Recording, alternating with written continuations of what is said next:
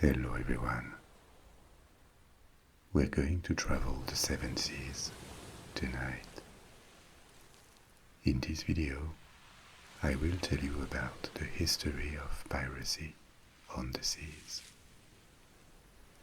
We will travel through time, from the Antiquity to our days, and around the world, from the China Sea and the Indian Ocean, to the Baltic, the Mediterranean and the Caribbean. We will also explore the lives of famous pirates and privateers, such as the Barbarossa brothers, Ching Shih, or Blackbeard. But before we begin our new adventure, please make yourself comfortable and focus on your breathing for a little while.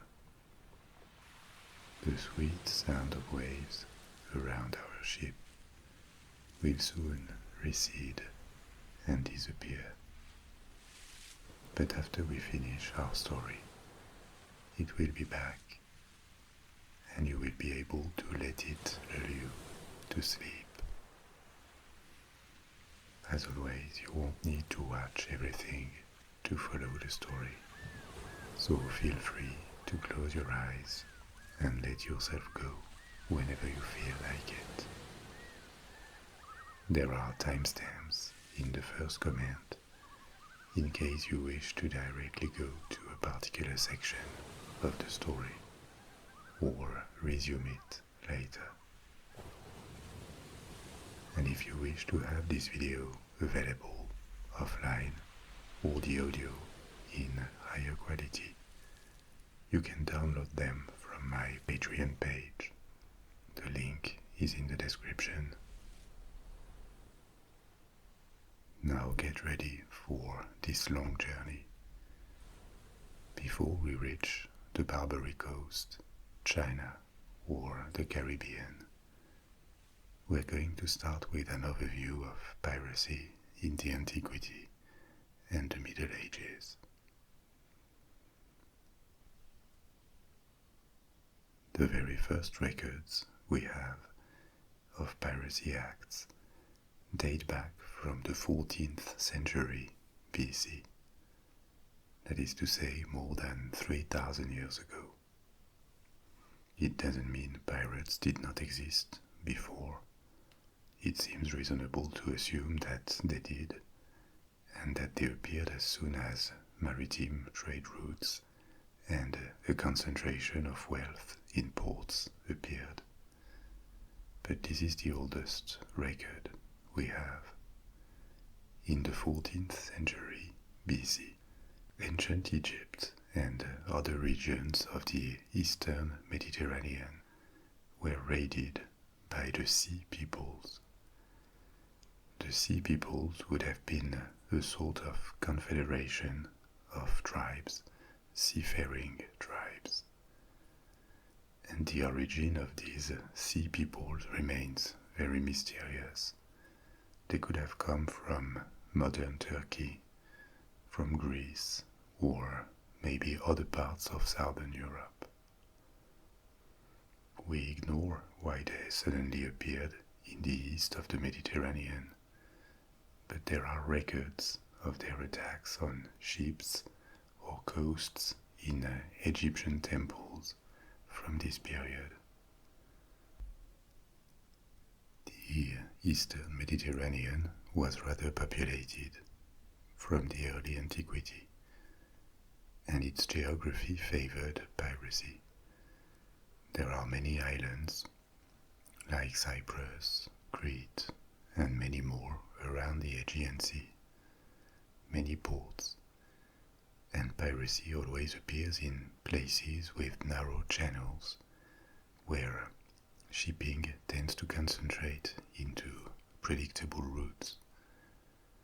The places we will explore tonight, like the Straits of Gibraltar or Malacca, the Caribbean, all have this characteristic.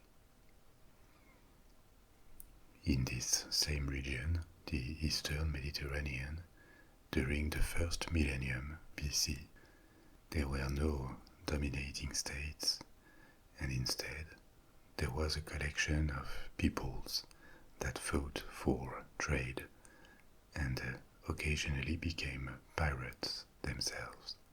They were the Phoenicians from the Middle East, the Illyrians from the Balkans, the Tyrrhenians from Italy, or the ancient Greeks before the beginning of the Greek classical era. All of these people were known as pirates. For early Greeks, it seems that piracy was a perfectly honorable way of making a living, as long as the targets were foreigners. There are even references to it in Greek literature, including in the Iliad and Odyssey by Homer. The abduction of people to be sold as slaves was a very common thing and generally the main target of piracy. As the Greek civilization evolved and city-states became more organized, more powerful, and controlled trade routes, the acceptance of piracy declined in Greek society. As the Greeks with their prosperity were now more often victims than perpetrators. During its rise, Rome also had to face pirates in the Mediterranean. In the 3rd century BC, pirates in the Adriatic Sea were a serious threat to Rome. And in the 1st century BC, when the Roman Republic was in a civil war, there was a resurgence in the eastern Mediterranean, and these pirates that reappeared threatened the commerce between Italy and the Levant. These pirates were crushed by Roman fleets under Pompey, and for the remainder of the rule of Rome around the Mediterranean Sea, piracy was kept very limited. But it soon returned all around Europe at the end and after the fall of the Roman Empire. Pirates multiplied, in particular around the ex-Roman province of Britannia, Great Britain, and they raided England, Wales, and the continent from bases in Ireland and Scotland. Actually, in the 5th century, the patron saint of Ireland, Saint Patrick, who was a Christian missionary, was captured and enslaved by Irish pirates. The Middle Ages, and especially the first few centuries, were also a period of intense piracy around Europe. The most widely known pirates in medieval Europe are obviously the Vikings, who raided half of Europe from their bases in Scandinavia. That was between the 8th and 12th centuries. Years ago I made a story about the Vikings, so I'll put a link to it in the description. The first Viking raids were reported in the 8th century in Britain, and then they only intensified for decades, and they reached regions as far from Scandinavia as the south of Spain or even Italy. Almost all coastal areas, from Russia to North Africa, were attacked at some point, and the only mention of Vikings caused fear in large parts of Europe for centuries. They occasionally attacked trade ships, but more often they targeted towns or even cities on the coasts or close to the coast. They raided and even destroyed these settlements sometimes before disappearing with their loot. The reason why piracy was so common in the early Middle Ages is that there were barely any centralized powers that could fight back and protect sea lanes. progressively feudal kingdoms that were a bit more centralized and a bit more prosperous too appeared, and they could create a navy, defend their coasts, and repel the pirates or discourage them. The Vikings were not the only pirates threatening Europe. From the coasts of North Africa, the Balearic Islands, or the island of Crete, Muslim pirates also attacked ships and ports all around the Mediterranean. It is in a large part to counter them and protect their own ships that Italian cities like Venice or Genoa developed their own war fleets, and so did cities from the Hanseatic League in the Baltic Sea.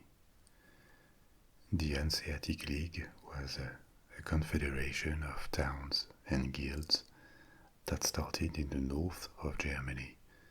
It was not a state, they all remained independent, but they had defensive and trade agreements to protect their interests, or more precisely, the interests of their merchants, who traded all sorts of goods around the Baltic Sea, the North Sea, and inland on the continent.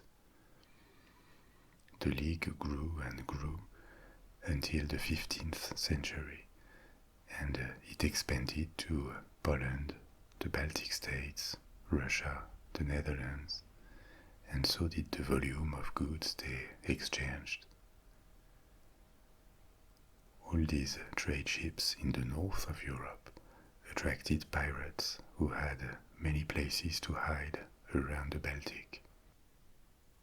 Famous pirates of this era include the Victual brothers of the island of Gotland. The Victual brothers were a guild, a companionship of privateers, that is to say they attacked ships for a government, they were like mercenaries of the seas. But later, when their privateering activity declined, they turned to piracy, which meant doing the same thing, but this time working only for them and keeping all the profits. Maritime trade in the Baltic Sea suffered a lot from their depredations for years, and it almost collapsed at some point, until their island was invaded by the Teutonic Order at the end of the 14th century. I will also post a link to my video about the Teutonic Knights in the description. Generally, from the end of the Middle Ages, more powerful, centralized states emerged, and pirate activity in Europe tended to decline. There were less and less places for them to hide between raids, and piracy was increasingly replaced with privateering.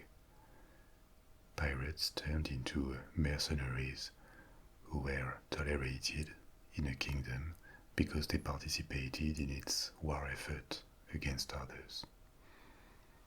From the 15th and 16th centuries, countries like England or France started to enable privateers working for them, very often against the wealthy colonial powers like Spain and Portugal, whose ships were bringing back to Europe unthinkable treasures from Asia and America, gold, silver, gems, and all sorts of spices and precious fabrics. But the most active privateers, and sometimes pirates, close to Europe from this period were the so-called Barbary pirates or Barbary Corsairs, based in North Africa and operating with the approval of the Ottoman Empire. What was this about? From the 15th century, the Ottoman Empire began to expand dramatically and in every direction, from its initial territories in Turkey and the Balkans. They recreated an empire even bigger than Byzantium. They conquered half of the Balkans, all of Turkey, the Levant, Egypt, many islands in the Mediterranean, and westwards, the Ottomans expanded to North Africa. These North African provinces were very far from the capital, Istanbul, and they had a higher degree of autonomy. Nowadays, the countries they correspond to are Libya, Tunisia, and Algeria. Ottoman influence also reached parts of Morocco, even though Morocco never became an Ottoman province. For various centuries already, there had been a tradition of Muslim piracy, as I said before, in the Mediterranean. But from the 16th century, once Ottoman influence in North Africa was established, it took much bigger proportions. One, because the North African coast guaranteed a safe haven, and two, because the Ottoman Empire was a very good client for the slaves that these privateers could capture. And three, too, because pirates or outcasts from other parts of Europe or the Mediterranean established their base in this region. For example, the famous Barbary Corsair operating out of Tunis was John Ward, later known as Yusuf Reis, an English pirate. Simon Danziger, another Corsair, who operated from Algiers, and he captured more than 40 ships during his career, was a Dutchman. But the most famous Barbary Corsairs were the Barbarossa brothers. They both were born on the island of Lesbos in the Aegean Sea. It is a part of Greece today, and they made brilliant careers as Corsairs and later commander of the Ottoman Navy. The elder brother was called Oruç Reis, and he started his career as a privateer at the end of the 15th century in the Levant, operating between Turkey, Syria, and Egypt. But he was captured by the Christian Knights Hospitaliers and kept prisoner for nearly 3 years. The Knights Hospitaliers owned the island of Rhodes off the coast of Turkey. From the island, they inflicted damage on Ottoman shipping and trade. Oruç Reis could escape from his jail with the help of his younger brother, we'll talk about him later, and was given a fleet of galleys to attack the knights' ships. In the following years, he participated in raids in other parts of the Mediterranean, always with bigger and bigger fleets lended to him by the Ottomans. In 1503, he installed his base on the island of Djerba in Tunisia and was joined by his brother. At this time, Tunis was not an Ottoman province yet, and it had a sultan. The sultan agreed to let them use his main port, La Goulette, the port of the city of Tunis, as a base, against 1/3 of their booty. From there, the two brothers attacked Italian ships and raided the coasts for slaves. They were joined by other corsairs, and Tunis became a major privateer base in the Mediterranean. In the following years, he earned a lot of respect in the Muslim world for transporting Muslims who still lived in Spain to regions that were safer for them.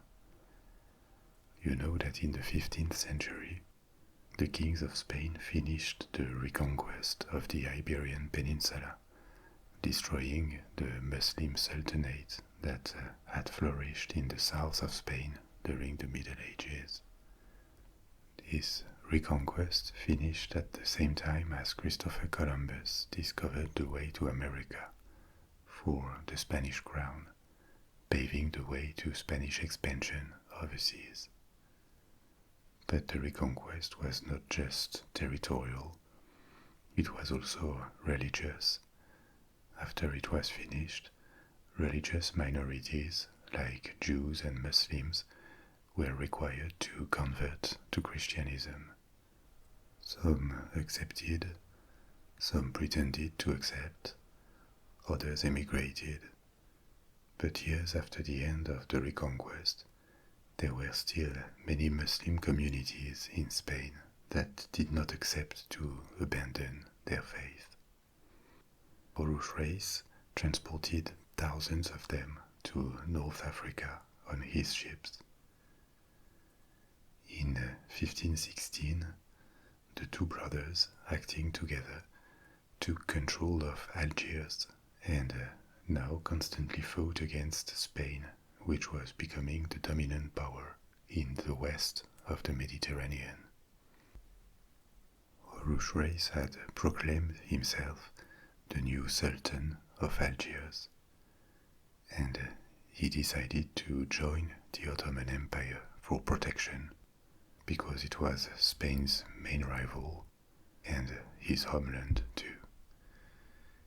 He became the Bey, the governor, and with Ottoman support he tried to expel the Spanish from North Africa, where they were trying to establish bases. He was killed in 1518 in the city of Tlemcen, that's west of Algeria today, during fights against Spain, and his title and responsibility went to his younger brother, Ayreddin Barbarossa. Ayreddin continued his brother's work with reinforcements sent by the Ottomans, defeated Spanish armies in Algeria, and raided again the coasts of Spain, France, and Italy. He even captured several Spanish ships returning from the New World in 1522. After years of battles on the seas, he was the most distinguished sea commander in the entire Ottoman Empire, and he was appointed Grand Admiral of the Ottoman Navy. As the Grand Admiral, he led big fleets in attacks against Italy and the possessions of the Republic of Venice around Greece. These were the years when Ottoman power in the Mediterranean looked almost unstoppable. The Ottoman Empire was invincible back then, be it on land or at sea. The peak of his maritime career was in 1538, when the fleet he commanded defeated a combined fleet of Italian states and Spain. After several more years of expeditions, he finally retired in 1545 in Istanbul. Covered in honors, he died the following year, aged 68. He had quite a life and was one of the few privateers I will tell you about tonight to die peacefully. So the activity of Barbary Corsairs lasted well after the Barbarossas, almost until the 19th century, and it was a major threat to all merchant ships entering the Mediterranean through the Strait of Gibraltar. After the decline of the Ottoman Empire, Barbary privateers found other patrons. They were encouraged by France against Spain, and later by Holland and Britain against France, until the Vienna Congress in 1814-1815, the end of Napoleonic Wars, when all European nations united to eliminate the threat. Barbary pirates disappeared completely in 1830, when France started the invasion of Algeria after centuries of activity. When these Barbary pirates were terrorizing southern Europe, another continent already had known piracy for centuries, if not thousands of years: Asia, and in particular the coastal regions of China. There are records from intense pirate activity in the Yellow Sea, north of China, from the 9th century. During the 13th century, pirates based in Japan raided and looted coastal areas in China, and this activity intensified under the Ming dynasty. The Mings ruled over China for almost 300 years, from 1368 to 1644, and during their reign, private sea trade was prohibited. All sea trade was entirely controlled or operated by the state. Many smugglers appeared, and they tried to circumvent the rules, occasionally turning into pirates. But what we could call the golden age of Chinese piracy was during the following dynasty, the Qing. They ruled from 1644 to 1911, and they are the last imperial dynasty of China. There were ups and downs in 2 centuries and a half, and that would be another story. But in general, the Chinese state became increasingly weak, technologically backwards, and unable to defend itself from the appetites of its neighbors, like Japan, and even more from the ambitions of European powers. In the 18th century, Chinese pirate fleets grew in size and power, to such an extent that they controlled villages on the coast, and they could raise their own taxes. It was more like racket, in fact, and they preyed enormously on maritime trade between Chinese provinces, especially provinces from the south, like Guangdong. Pirates' might peaked at the beginning of the 19th century. 2 prominent figures of this era are pirates Zheng and even more his wife, Zheng Yisao, also known as Ching Shih. Zheng was born in Guangdong in 1765 in a family of pirates. This had been their activity for several generations already. He learned navigation and combat from a young age, and using his aura, he could bring together a coalition of pirate fleets under his command. By 1804, his fleet was absolutely huge. It comprised more than 10,000 men, a little private army. He died in 1807, but his wife inherited the entire fleet that consisted of over 300 junks, manned by more than 20,000 men at this point. It would have been enough to attack the Qing's navy. Her origins are not precisely known. She was born in 1775, and she became a prostitute or a brothel manager in Guangzhou.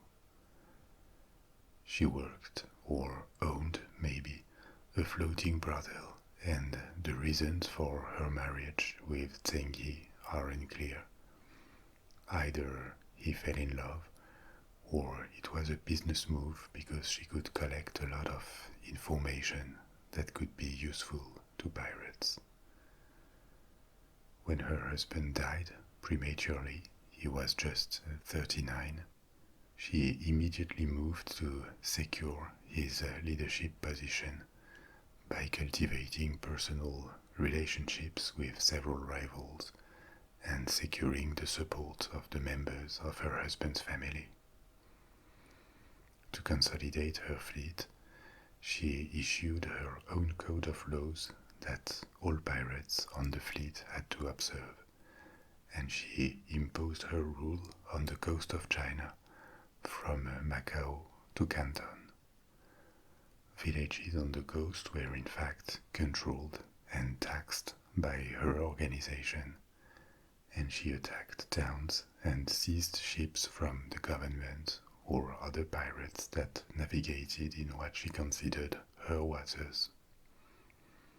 In 1808, the Chinese government tried to destroy her fleet in a series of battles, but it lost, and she also defeated several other pirates the same year. Her rule lasted until 1809, when her fleet was severely beaten by the Portuguese navy.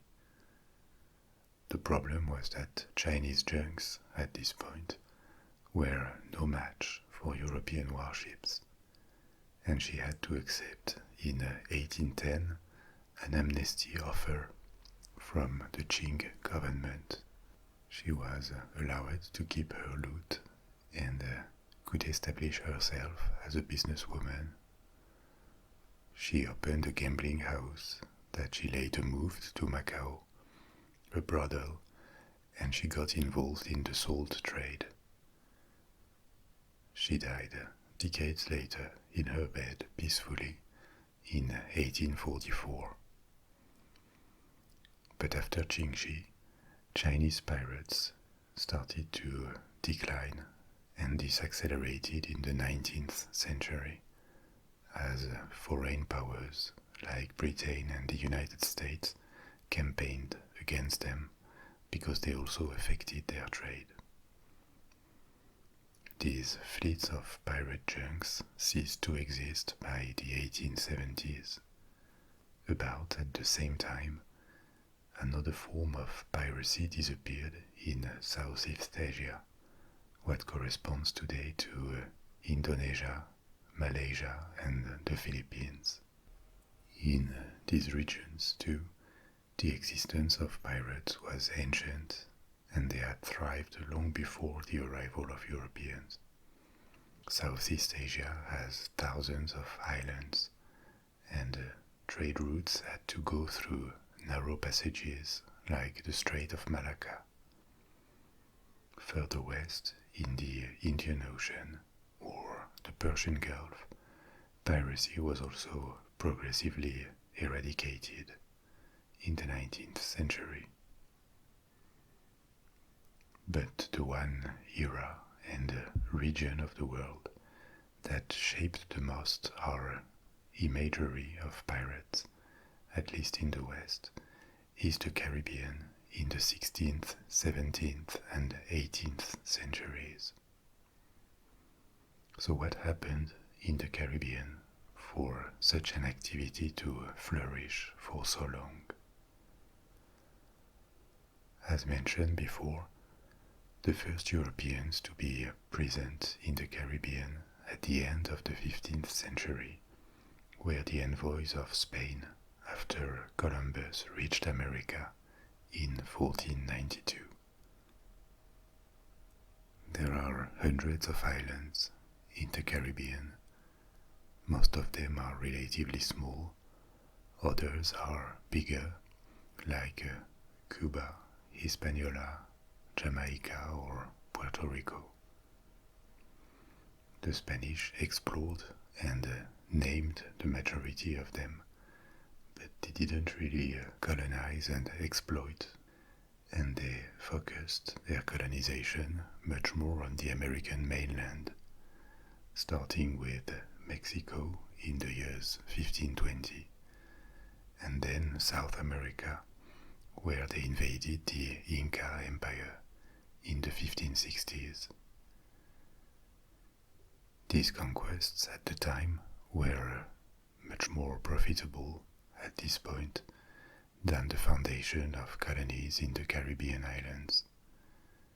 They seized incredible amounts of gold and silver, and they discovered mines in Mexico, like the mines of Zacatecas, and further south in Bolivia, the mines of Potosi, that produced more precious metals than any other mines known around the world. Even more than gold, silver was the precious metal that was produced in abundance in these American colonies.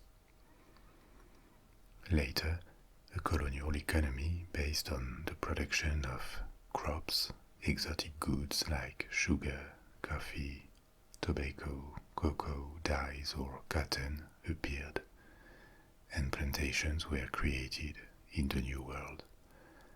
But this didn't start immediately. In the 16th century, the Spanish possessions in America generated so much wealth that there was little interest in creating an economy based on production, plantation, and the exportation of goods. We are not talking about a few coffers of gold sent to Spain every year. These were literally dozens of tons of precious metals and precious stones that had to be sent regularly. By the middle of the 16th century, the Kingdom of Spain had more income than any other European country had ever had. But for the most part, this treasure didn't stay long in Spain. The country was at war constantly against France, England, the Ottomans.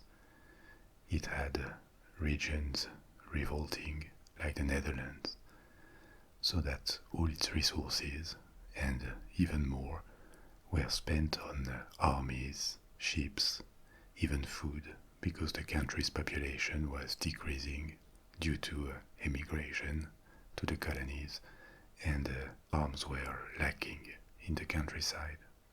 At the end of the day, the American gold did not just benefit Spain, it stimulated the economy in the entire Western Europe. And as a matter of fact, the Spanish crown found itself several times in bankruptcy because it structurally spent even more than it received. But to repatriate the riches from American colonies, the Spanish sent ships back to Seville in the south of Spain. Obviously, these ships, loaded with treasures, were a tempting prey. The first attacks on these ships occurred in the first half of the 16th century, and they were made by French pirates, either in the Caribbean, near the point of departure, or near Seville, where the ships arrived. France and Spain were at war, or close to war, for a good part of the 16th century.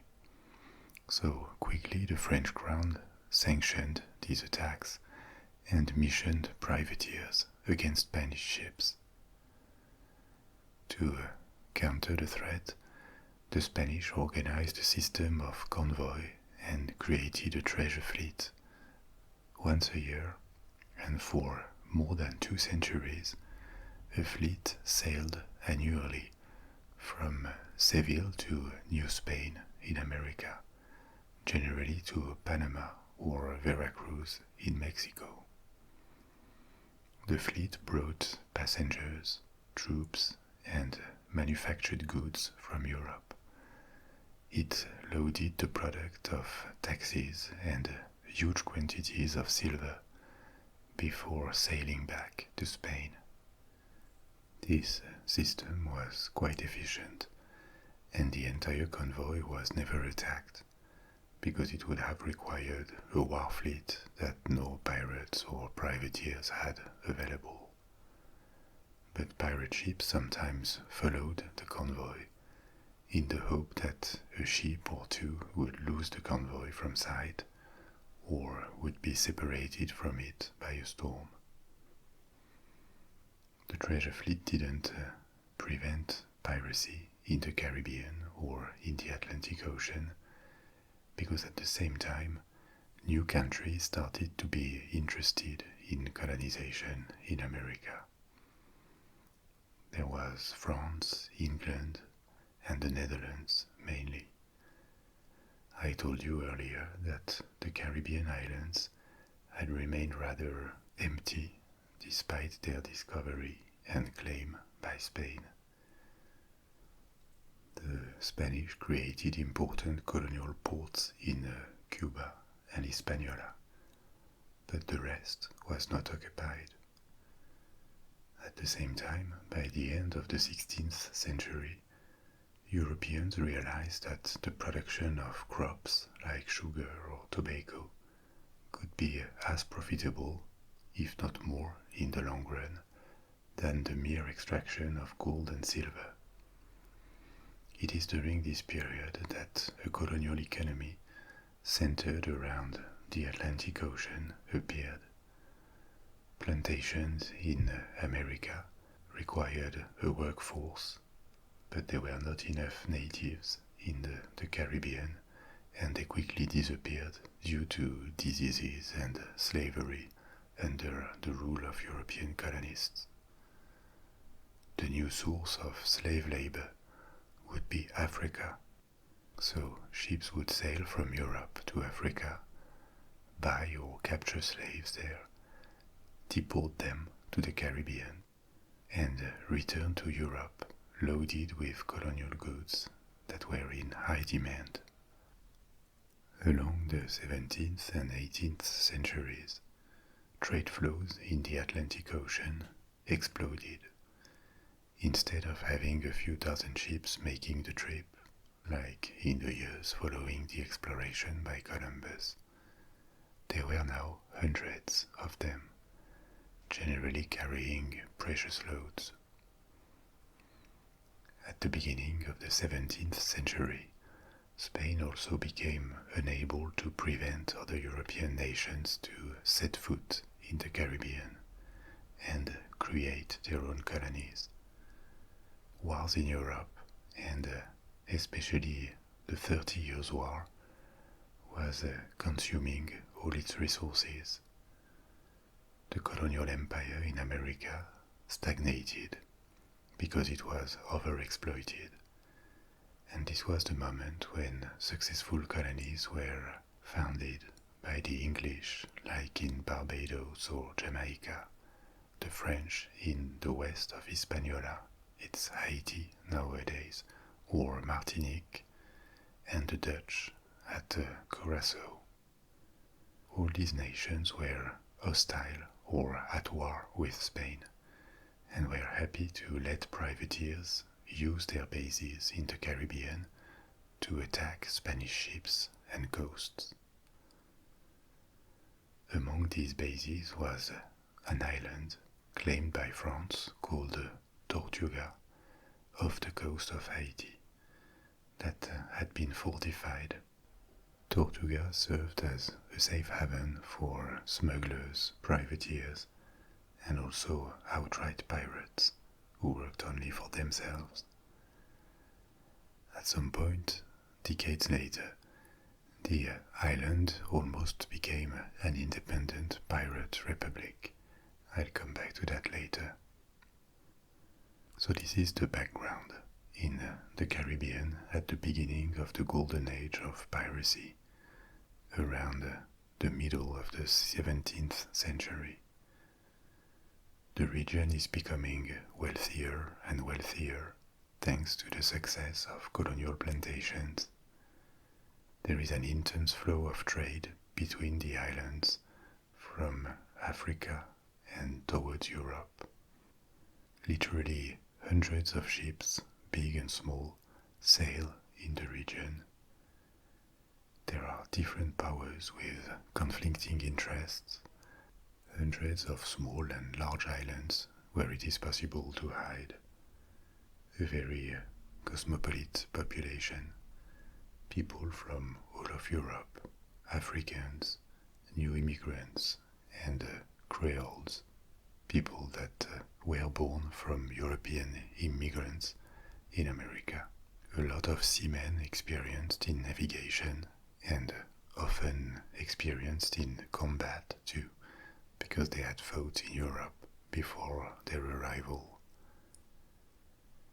And in the second half of the 17th century, these colonial powers in Europe were almost constantly at war with others or between themselves. There were 3 Anglo-Dutch wars, for a big part because of commercial rivalry, several wars between the French and the Dutch, then coalitions including the Dutch and the English against France under Louis XIV, and this meant that all of these countries encouraged privateers and were not in a position to police the Caribbean and rein in piracy for several decades. Pirates thrived in this environment. They also developed in the Caribbean a number of peculiarities, like a form of democracy in the crews and specific laws. We will also come back to that, but first let's take a look at some of the famous figures from this era. There are many, but I'm going to tell you about 3 of them: Jean Fleury, Blackbeard, and Henry Morgan. Jean Fleury is from the very early age of Atlantic piracy. He is best known for the capture of Spanish galleons that carried the Aztec treasure of Hernán Cortés from Mexico to Spain. His date of birth is unknown, but he served as a pilot and then the commander of a small squadron during the Wars of Italy at the beginning of the 16th century. In 1522, the squadron he commanded spotted 3 Spanish ships off the coast of Portugal on the last leg of their journey to Spain from Mexico. He probably didn't know it, but these galleons were loaded with the treasure seized in Mexico by Cortés and sent back as a tribute to the King of Spain. He captured them, and on the trip back to France, he assaulted another ship returning from Santo Domingo. This was before the Spanish created their convoy system. The treasure he brought back and presented to Francis I, the King of France, was spectacular. There were tons of gold, plus emeralds, pearls, jade, and numerous Aztec works of art like masks and ornaments. This capture made the French aware of the kind of wealth the Spanish had found in America. The following year, Fleury captured over 30 Portuguese and Spanish ships, but he was captured later and hanged as a pirate in Spain. Another famous pirate, this time from the golden age of piracy in the Caribbean, was Blackbeard. He was born around 1680 in Britain and was probably raised in Bristol, maybe in a relatively wealthy family, because he was educated. He could at least read and write. He may have arrived in the Caribbean in his late teens, maybe on a slave ship, because Bristol was a major seaport for the Atlantic slave trade back then. He probably lived as a member of a privateer crew for years, but at some point he moved to the island of New Providence in the Bahamas. New Providence had become a pirate base because it had a natural harbor that could accommodate hundreds of small ships, but at the same time the harbor was too shallow for large war vessels to navigate, so the ships were protected from attacks by regular navies. And New Providence was within reach of the Florida Strait, which was a busy shipping lane with European ships sailing back to Europe. Like Tortuga, New Providence had turned into a safe haven with a small population of a few residents and a floating population of pirates that could find respite and shelter for a while, spend some of their loot, and recruit crew members. Around 1716, a big war ended in Europe, the War of Spanish Succession, and many privateers turned pirates now that they were no longer sanctioned by governments. He started with small attacks as a pirate, capturing cargoes of flour or wine. In 1717, he reappeared in charge of a small squadron of 3 ships. He could capture a large slave ship that he converted and renamed Queen Anne's Revenge. The ship was equipped with 40 guns, which was a lot, very powerful for a pirate ship, and this gave him the possibility to attack large and armed merchant ships. At this point, he had at least 150 men, split among 3 vessels, and he kept attacking and seizing bigger and bigger prey, reaching the height of his power in 1718. He used it for more spectacular actions, like the blockade of Charlestown in the province of South Carolina. At this point he was quickly becoming a celebrity, and his nickname appeared, Blackbeard, because he wore a long and thick beard and was reported to terrify his enemies with slow matches that he put under his hat. The matches were lit, and it looked like smoke came out of him, like a demon. But his career was relatively short-lived. He was captured and killed after a ferocious battle in November 1718. Because of his exploits and his fearsome appearance, Blackbeard was romanticized after his death. There is a lot of his image in the fictional evil pirates, like Captain Hook and many other ones. But actually, even though he did try to terrorize people to facilitate his activity, there is no record of him ever harming or murdering his captives, and he always commanded with consent from his crews.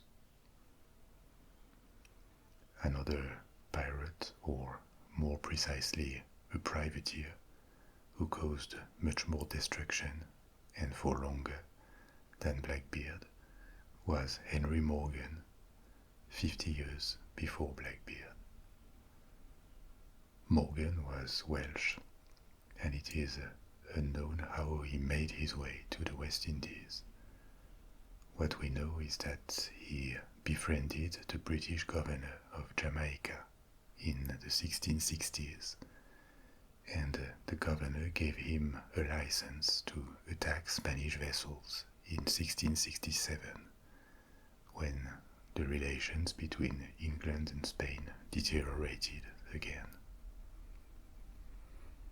Morgan distinguished himself conducting successful raids on Cuba, Panama, and around Maracaibo, Venezuela nowadays. On his escape, he destroyed a large Spanish squadron. In 1671, he attacked Panama City, but the city was not on the Caribbean coast, it was on the Pacific, on the other side of the isthmus. He managed to take the city completely off guard by making his men cross the isthmus. But Spain and England had signed peace, and to appease the Spanish, he was arrested and sent to London. Far from being punished in his country, he was treated as a hero and sent back to Jamaica to serve as a lieutenant governor. He stayed there until his death in 1688. He was also one of the few pirate figures that inspired fiction in the 19th and 20th centuries. Morgan really was successful, very successful in his return to civilian life. He died respected and rich. He lived his last years on an enormous sugar plantation in Jamaica. These were just some of the figures of piracy in the Caribbean. There were many others, such as Edward Lowe, Charles Vane, François Leclerc, Bartholomew Roberts. The vast majority were male, but a few women could also be pirates, and occasionally in a commanding position, such as Anne Bonny or Mary Read. The world of pirates was obviously apart from Lowe's, but with the scope and duration of the phenomenon in the Caribbean, pirates also created their places, their codes, and their rules. I told you earlier about the base in New Providence, in the Bahamas. There were other similar places away from the jurisdiction or from the control of any government. One such place was the island of Tortuga, where for a short time almost a pirate republic existed. Nowadays we can easily have a romanticized vision of pirates, but for all the contemporaries, they were just seen and depicted as criminals and disgusting criminals. And that's understandable. For example, the one region in the world today where there is significant piracy is the Horn of Africa, especially off the coast of Somalia. But nobody would present these pirates as romantic heroes because it's happening right now, and what they do is revolting to us. This is exactly as people from the 17th and 18th centuries saw these Caribbean pirates as criminals. But it doesn't mean they had no rules, especially aboard their vessels. People became pirates voluntarily. Sometimes it was a life they chose. Other times it was a lesser evil, for example for slaves who had escaped. The punishment for trying to recover their freedom was horrible, and piracy was the only way for them to live freely. Also, there were no known racial divisions on board the ships. There were explicit rules on the ships. There was generally a dress code. Women were forbidden. On some ships, smoking was forbidden too, because it was dangerous, not for health reasons. Rules could be discussed before departure between crew members, and there was a vote, so that was fairly democratic. Also before departure, an agreement was discussed and signed that would determine which percentage of profits each crew member could receive. Typically, the captain would get 5 or 6 shares of wealth, senior members of the crew 2 shares, regular crewmen 1 share, and beginners or juniors, first-time pirates or teenagers, half a share. This was not perfect equality, and it reflected responsibilities and experience.